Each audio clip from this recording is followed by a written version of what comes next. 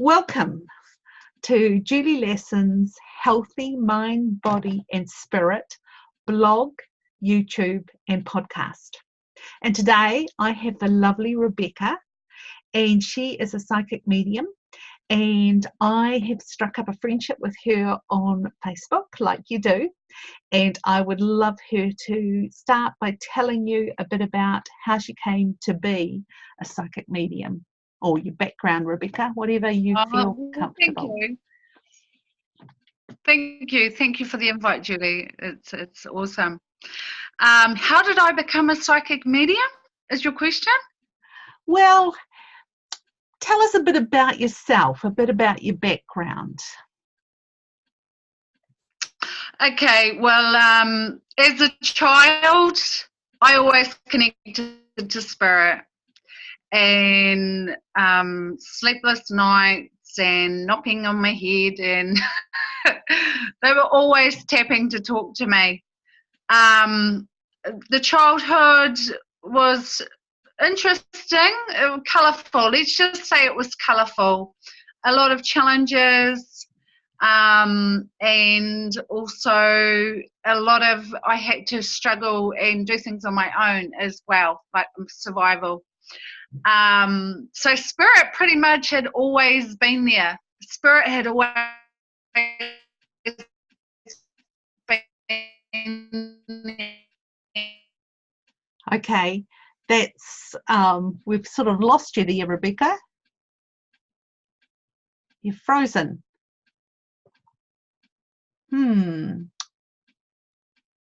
Yeah.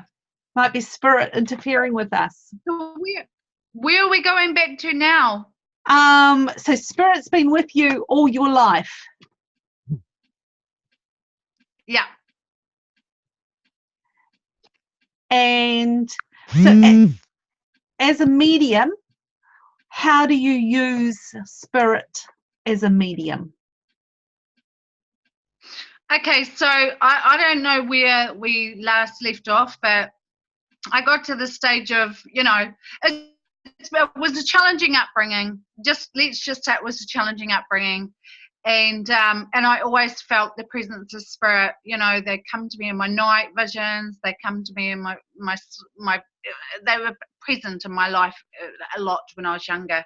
I connected to lots of spirits and talked to them, and yeah, it was just normal to me. It was absolutely just normal. I remember going to school, and some of the children, you could see auras and energy, and the ascending masters is what we would call them now. Like, I didn't know what they were when I was younger. They were just tall spirit guides, right? And I only now know, because of my journey on the way, familiar with that energy, and now I know that energy of when it was present in my life when I was younger, especially around school. And basically, it was coming back again, like in the older years, that it all developed again, like all those memories of all of those connections and all that familiar love that was present in my life from the spirit realms. So basically, through the mediumship, that's what mediumship is, as you know, as well as mediumship comes through with loved ones trying to connect. Now, how did that develop? That developed over a lot of meditation and my soul journey. Now, my soul journey was to go back within. At 13 years old, pretty much, I left home. It was unsafe for me to be at home. So spirit sort of led me and took me by the hand and showed me where I needed to be. And we're not going to say it was a bed of roses, because no way. And if anybody ever tells you it was roses, be right, because you've got to develop the ways of how you present yourself. Communicating with spirit is just like having a relationship with another person. You just got to keep devoting yourself and your time to that space. So basically, if we want to say how more of these skills were developed, These skills were developed by being in the wild, or just say like a wildflower in life, getting led to where I needed to go to heal from circumstances and situations that have molded me in my life as a younger child, to grow and ascend into my spiritual being, right? To keep that truth, to keep the core of my abilities intact again. And for that to come back, I needed to go back through, the journey on a spiritual awakening and a path again. Because if I hadn't, you could have been drinking and partying and not understanding life, not understanding my purpose, and knowing that I had something to serve. I had a service to offer life, people, with my abilities that resurfaced again after I was taking myself away from that, being hard on myself. And because I grew up with abuse, so all I wanted to do was abuse myself, because that's what I knew. Yeah. So like I said, it was unsafe to be at home. I moved out of home. I developed more and more trust and love and spirit holding my hand through, feelings of challenges in my life, that over the years it just developed again, and it grew and it grew. And basically, like I said, the main key ingredient was like facing myself, facing my truth, facing my journey, uncovering myself through trials, through what I'd gone through in my life. And devotion to spirit, devotion to that feeling that I had, that knowing, like, when you're longing for a love, or you're longing for a tribe or a community or a family because you didn't have that, because the people weren't suitable in your life. My tribe, my community was spirit. So they taught me that, like, that was them communicating to me through my dreams, through my visions, through my intuitions, through everything, to give me strength as well, to give me strength, and not just that courage and that warrior spirit to come through, because of the challenges that I had to face. So that is basically how it was developed. It was developed not through going to classes and all teachings and stuff like that.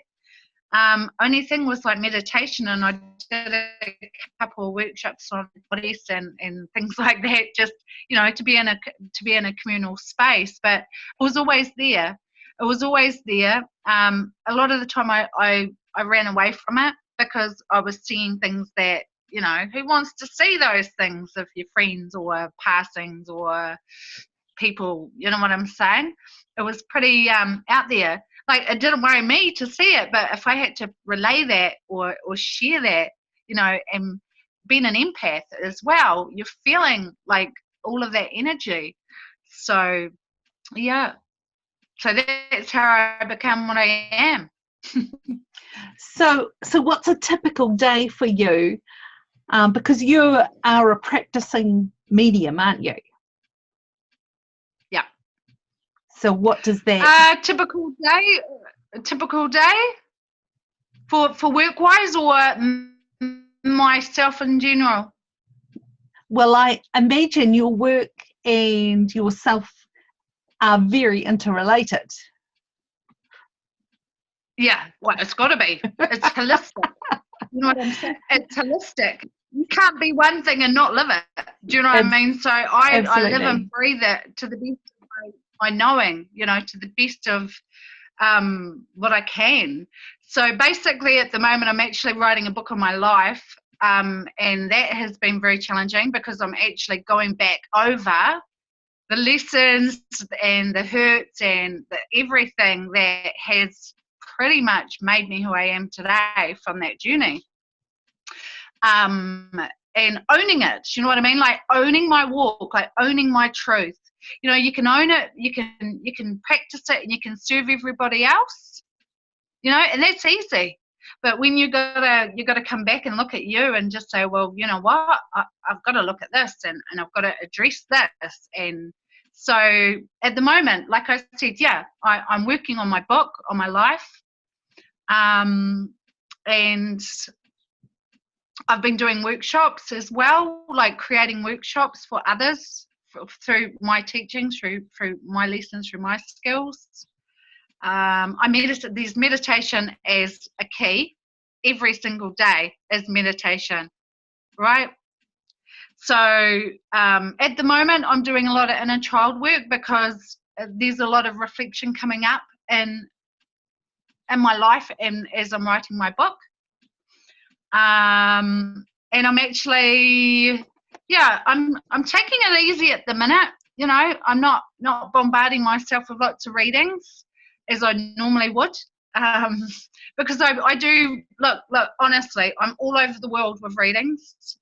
I was also chosen through Deb Weber's Psychic Network years back to work alongside her and another group of readers.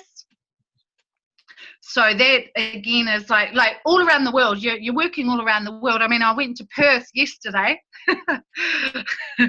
Online. Online. Not you didn't fly there. Yeah. I did it online. Yeah, I do it online, so I can do it right from home. And the reason for that is because I like to know I've got balance in my life. So basically, for me to do what I do, in order to do what I do it from home. And I do festivals and events, and I even do my own festival and events. But I do it from home so I can remain balanced in my life. So my food and everything is holistic that serves me as well, for me to be of good service to everybody else. So I don't work in a shop in town, and honestly, I can't even, I don't even want to go into town for too long in my life, unless I go on my bike, and it's a quick visit. So basically, yeah, that's what I do. Is it's got to be holistic, So I work with oils. I don't go to the doctors. I don't do medications. I've got a dog who got hit by a pig about 5.5 years ago. Hit by a pig? Just on a random, by a pig, by a random event up in a bush. Not a pig dog at all, because obviously I'm vegan, so I don't eat meat. And he got paralyzed. Oh. You're frozen again. With Kier. A lot of Kier. And how is he now, the dog?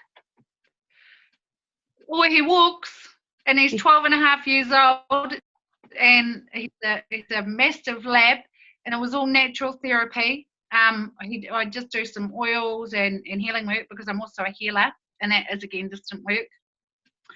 And I got him up on all fours again after about 4 weeks of his paralysis, that the vets had pretty much said, well, it's going to be your call, really, And I said, well, actually, it's not.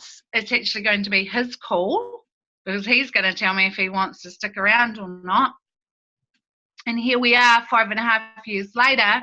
So, it was all natural healing work.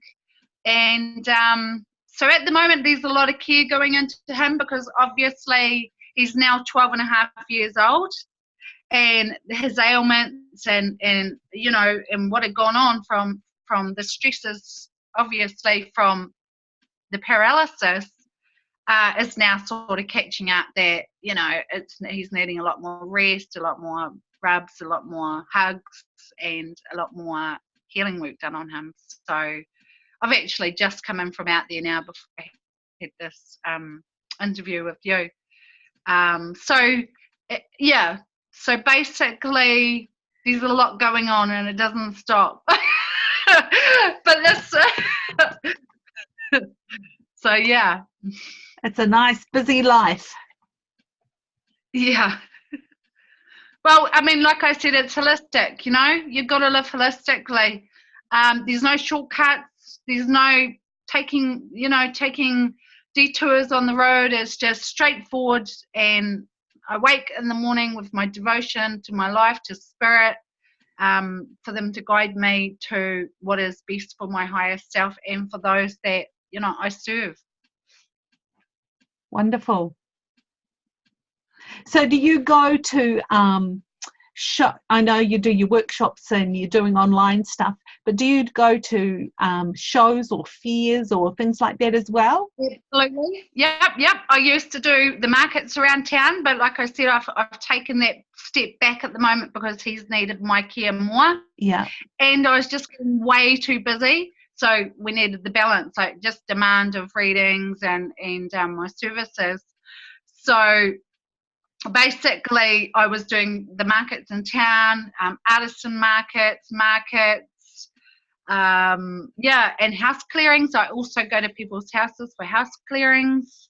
And then I was moving into, as well as helping loved ones pass over, like at their service. So passing on messages to their loved ones after, they've passed at a tangi. So I've done a few tangis. Yeah. Good. Okay, big question. What's the plan for the future? What's your big mission? Because I know you've got a big mission deep inside you. Yeah. Are you comfortable sharing it? Yeah, absolutely. I mean, I'll share to a certain degree. You're not meant to let away too many of your secrets, though, right? But I mean, my larger vision, of course, is teaching others in a communal space, living out, like getting off that grid, getting off everything, and just out in nature, teaching people how to get in touch with themselves. Because at the end of the day, I don't see myself as any special than anybody else. We've all got this. We're all born with this. And I'd rather just to be around and learn and teach and share with people how to actually develop that themselves. But in a holistic environment, off the grid, communal garden, nice space, build your own house, live off the land, know how to survive and be your best version of yourself. So they are bigger pictures. But we won't go too much into that. But basically, it's just I'd love to share abundant space and help others develop, their full abundance of their soul self, because that's what we want to share, right? Absolutely. Absolutely. So what's something that you can leave with everyone for them to start their journey with spirit? What can they do? The key things I would be saying and suggesting would be to keep your gratitude and to remain grateful for every single day, even if it's really, really hard. I mean, like I said, I've been through some challenging times in my life and struggled to find what was grateful for that day. But there's so much to be grateful for. And I think if you remain intact with that, you'll keep your eyes open in life. And I think it's about keeping your eyes open and not closing them. When you think that life is dark and there's a lot going on in your life, or even in the world in general with everything going on about. And another key thing would be to meditate, absolutely meditate. I've just created 2 meditation CDs of my self-guiding meditation. So if anyone's ever, interested in meditation, that is a key. And meditation is the key. Meditation is the key. Seriously, because it's just getting you back in touch with you, and you are in charge of that space, and you can go journey there and adventure back to you and honor you and understand you and be responsible for you. And I think that is the key. I think that is where we get lost in life, is people give their power away too often and don't identify with what they're capable of, and if they did, or if if you're feeling that you're disempowered in life, then that is the key. Because once you have that ingredient, you'll never look back, and you won't let show what you really need differently, because you will know in your innate self. To health, food, looking at what you eat, looking at who you surround yourself with, love you, give yourself full gratitude, and and just stay truthful to you. And I think that is the path of a spiritual person, is just to honor you, honor your feelings, and journal your feelings, journal. Wonderful. Express yourself. Good stuff, Rebecca. Really good. Pleasure. Lovely to connect with you. And what I would invite you to do is make sure you send to me all your contact information, how people can get those CDs if they want them. And what I'll do is I'll put all the information below so that people can access you. Beautiful. Thank you so much, Julie, for bringing me on today. But what I was going to say again, I do understand that they might have to go onto a waiting list because you've got a lot happening. Yeah. And at the moment, it's about priority and balance. Absolutely. Being true to yourself. And that's why I suggest the meditations, because that will just be them enhancing themselves through that meditation and helping them journey back to themselves and find those answers, because you can go to medium, you can go to a psychic and find all those answers, but it's not really as truthful as it is when it comes from your own self and your own experience. So, and I'm not trying to put myself out of business, not at all. I think I'll be enabling you if you don't want to learn that yourself. Some people don't, some people do, but if you want to learn to be the best version of yourself, then look at those meditations. So one's called Soul Journey and the other's called Journey Beyond. So Soul Journey is the artist of Jeffrey Clarkson. I don't know if anybody knows who Jeffrey Clarkson is, but he's a well-known musician who creates meditation music. So I've collaborated with him in making the first CD, Soul Journey. Fantastic. And Journey Beyond is the whole new journey, and another one will be in the making soon. So yeah. Nice. I look forward to listening to them. Oh, absolutely. Awesome. Well, thank you. Thank you so much, everybody who's out there listening in the world, and I hope this resonates with you somewhere, and if it does, then I will definitely put that information up for further info on myself. Thank you, and Rebecca. You can always go follow me on Rebecca May O'Sullivan Psychic Medium. Okay, I'll put that link as well.